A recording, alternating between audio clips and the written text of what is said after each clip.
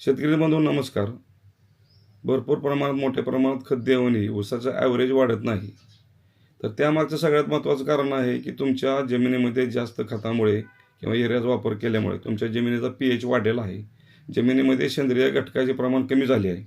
आता एकूण मातीच्या 4% पर्यंत सेंद्रिय कर्ब पाहिजे, पण तो सध्या आता आहे फक्त अर्धा टक्के.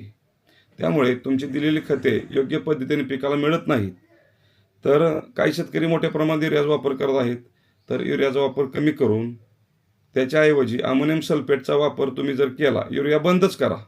युरियाचा पूर्णपणे वापर बंद करायचा आहे. नाहीतर साधारणतः 1-2 पोती युरिया तुम्ही वर्षभरात देऊ शकता. तर काही शेतकरी हायसोलबरोबर युरियाचा वापर करतात. ती तात्पुरती काळोखी दिसते, परंतु त्याचा काही मोठ्या प्रमाणामध्ये वजन वाढीमध्ये उपयोग होत नाही. त्यामुळे युरियाचा वापर बंद करा. अमोनियम सल्फेटसारख्या खताचा वापर करा.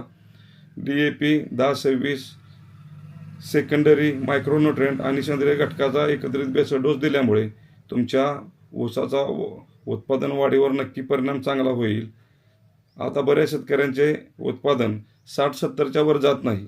10-10 पोती युरिया एकरी वापरला तरी, कारण युरियाचा वापर हा वजन वाढीमध्ये होत नाही, तो फक्त शेंडा वाढीसाठी असतो. युरियाचा वापर कमी करा.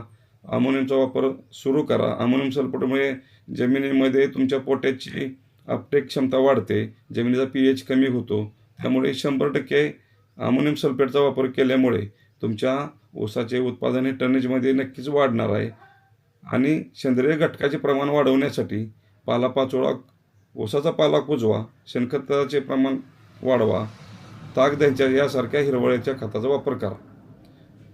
धन्यवाद.